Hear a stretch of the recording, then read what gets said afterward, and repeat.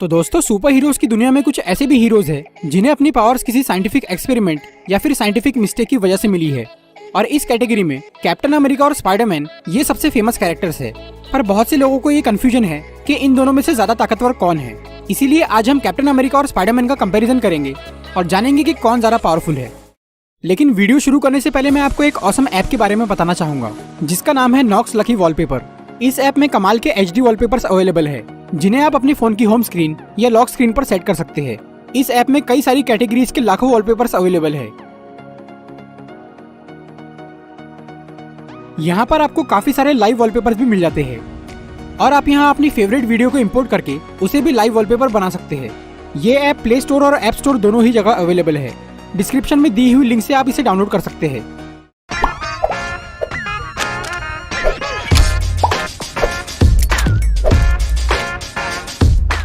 Steve Rogers यानी captain America और Peter Parker यानी स्पाइडरमैन ये दोनों ही फिजिकली एनहांस सुपर हीरोज है।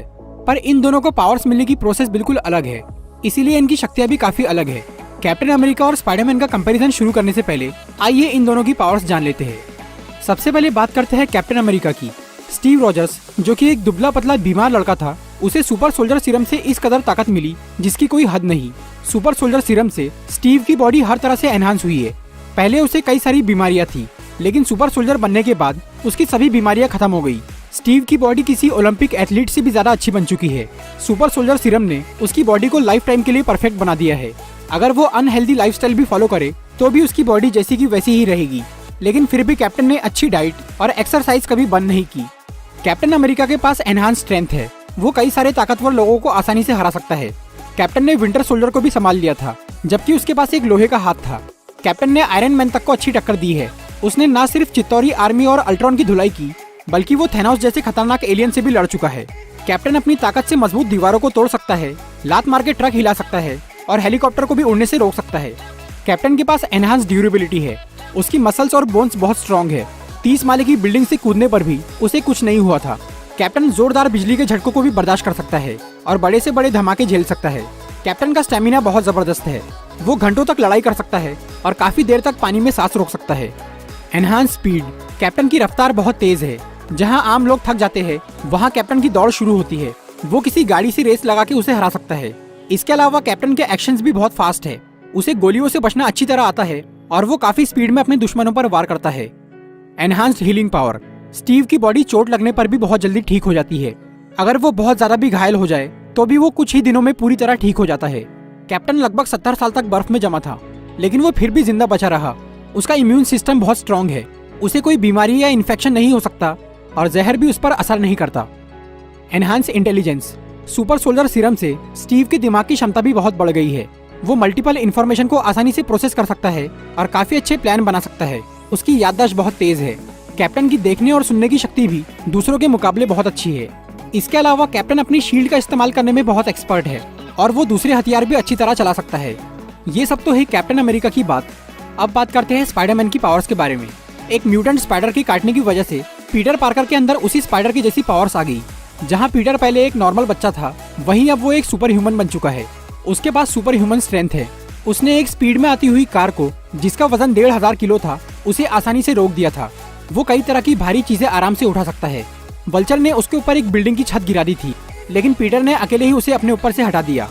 पीटर ने किसी भी तरह की फाइटिंग ट्रेनिंग नहीं ली है। इसके बावजूद भी उसने अपनी पहली लड़ाई में सबको अच्छी टक्कर दी थी। उसने बकी के खतरनाक पंच को आसानी से रोक लिया। सैम और बकी जैसे अच्छे फाइटर्स को उसने मजाक मजाक में ही हरा दिया।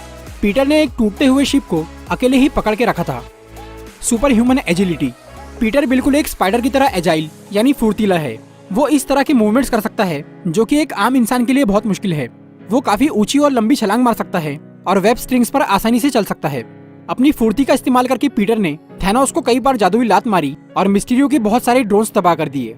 वो वेब स्विंगिंग करके काफी स्पीड में पूरे शहर का चक्कर मार सकता है और साथ में सेल्फी भी ले सकता है। सुपर ह्यूमन ड्यूरेबिलिटी, स्पाइडरमैन की बॉडी हर तरह के फोर्स और इम्पैक्ट को झेल सकती है। उसकी बोन्स में इलास्टिक स्ट्रेंथ है। ऊंचाई से नीचे गिरने पर भी उसकी हड्डियां नहीं टूटती। वो काफी बुरे हालात में भी टिका रहता है। उसे एक ट्रेन ने हिट किया था तो भी उसे कुछ नहीं हुआ। कई तरह के हाईटेक हथियारों की मार को भी वो सहन कर लेता है। वॉल क्रॉलिंग, ये स्पाइडरमैन की सबसे बेसिक और सबसे यूजफुल पावर है।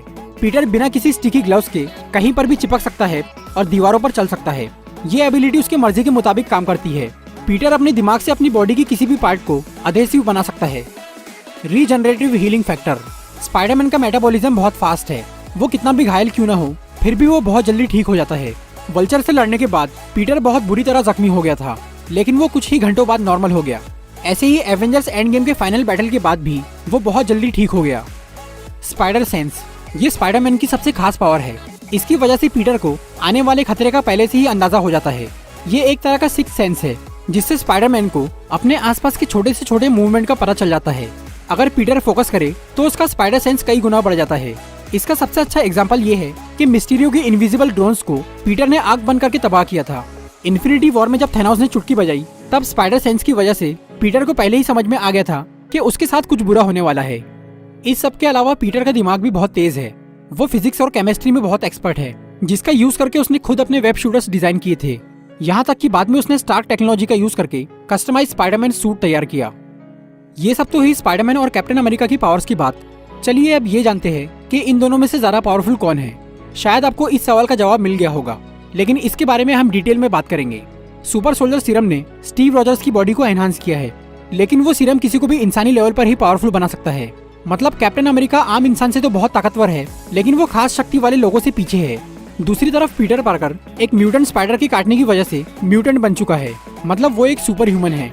स्पाइडरमैन की स्ट्रेंथ किसी ताकतवर इंसान के मुकाबले भी बहुत ज्यादा है।